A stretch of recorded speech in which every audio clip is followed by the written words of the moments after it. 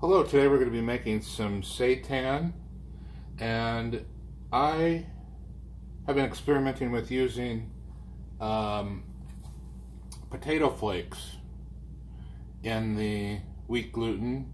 It adds a little bit softer texture to it, not quite as rubbery maybe as if I just use straight vital wheat gluten. Here's the wheat and gluten that I've been using from Anthony's. I just ordered it on Amazon, and I can put a link for that on the website. I also season it with poultry seasoning, some salt, nutritional yeast, granulated garlic, onion flakes, black pepper, olive oil, and vegetable broth. So let's get started. This is really easy. First thing I do is I take 3 cups of wheat gluten, and I am not an exact person, so I just kind of scoop it out. To me that's 2. And 3. Okay. And then I'm going to add 2 cups of dried potatoes.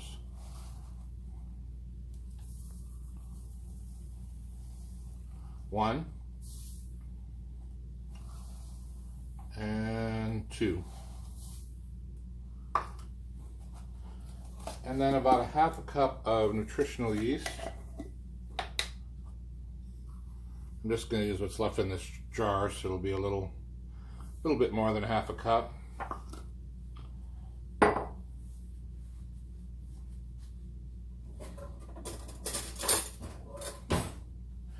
And about a heaping tablespoon of salt, about like that, maybe a little bit more.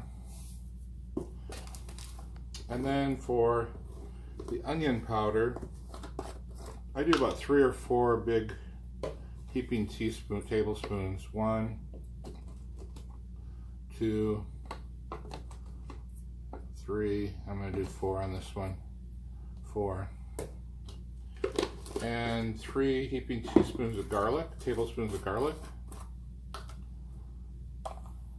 1, 2, 3. And you can adjust this however you want, but I'm going to tell you the wheat gluten has basically 0 flavor. So you're going to be getting the flavoring from your seasonings. And I've also experimented with putting, I'm going to do about that much. This is just poultry seasoning. Yeah, that's good. I've put hot chili oil and red pepper flakes. I've done a couple other things, but I kind of like this one. Now, this last time I used 3 tablespoons of black pepper, and it was too peppery actually, and I love pepper. So I'm just going to go with maybe 1 1/2. Cut it down by 1/2. Let's see what we get. Okay, and then I just mix these dry ingredients together with a spoon.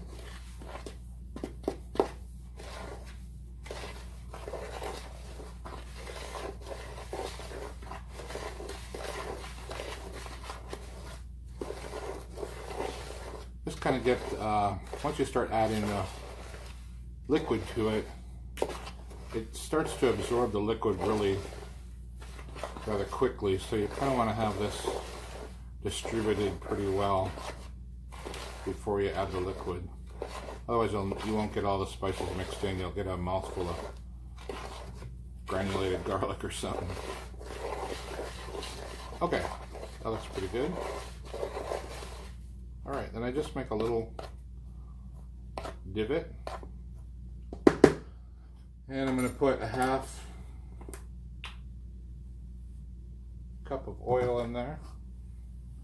This is just virgin olive oil, about like that.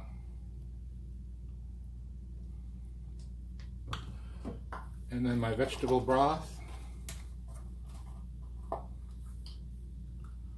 And I'm just going to pour it in here to kind of clean this cup out. So that would be 4 cups of vegetable broth.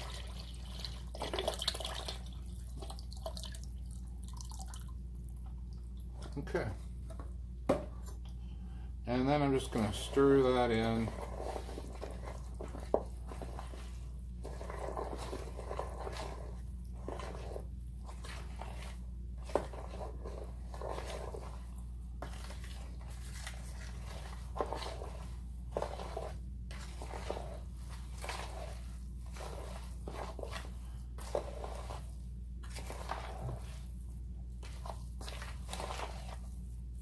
Okay, when it gets about this consistency, it looks like it would be very sticky to work with, but it's really not. It doesn't stick to your hands at all. And so what I just do with clean hands, I just go right ahead and start to knead that with my, kind of squish that in with my hands like you would a meatloaf. And you can see it doesn't really stick to your hands at all like you would think it would. And all I'm trying to do is get that oil and that vegetable mixed into so there's not any dry spots in here. There might be a dry spot, so I want to get those all mixed in.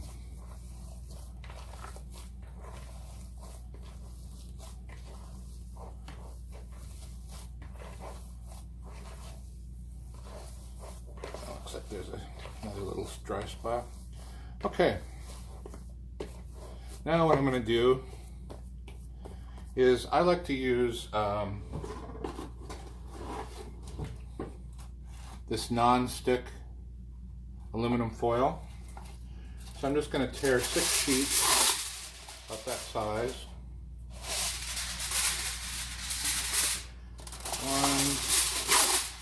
1, 2, 3.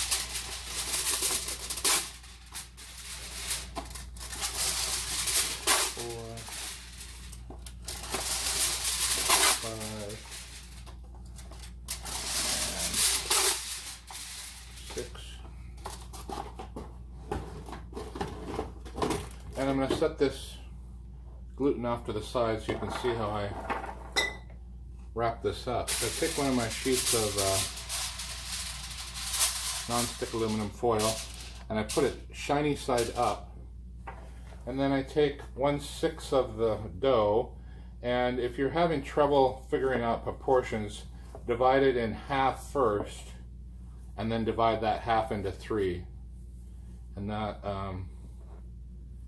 can give you an idea. So here's my first batch, and I just kind of put it like this. You don't have to do anything perfect with it.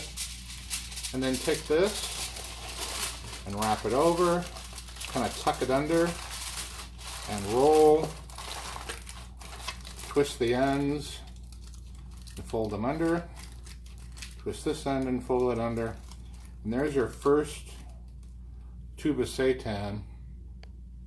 And we're going to put that in the Instapot in a minute. Okay, so let's do these other ones real quick.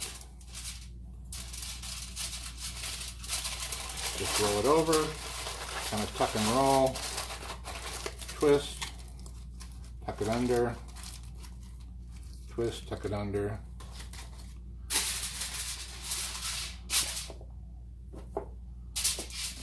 And there's another one, twist, roll, tuck it under, tuck it under.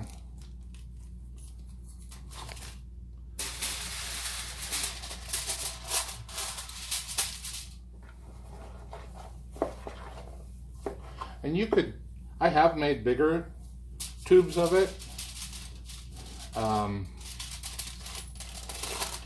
can make them, I suppose, however you want. Now, if you made them a lot bigger, then you might want to increase the cooking time. I'm going to cook these for an hour. And they probably don't need an hour. That's what I've done. I have done 45 minutes before, and that seems to work also.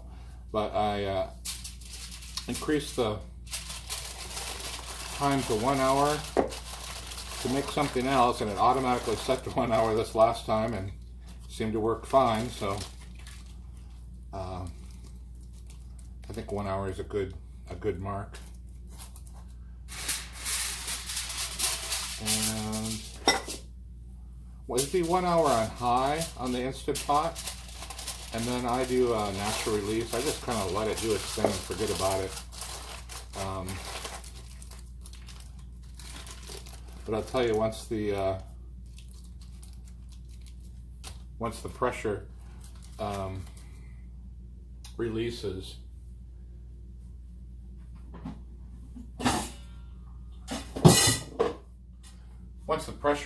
you will definitely start smelling Thanksgiving. Okay, and so here's my Instant Pot. And I'm going to add to that about, if we're going to cook it an hour, I might do a cup and a half of water. And I'll tell you why, because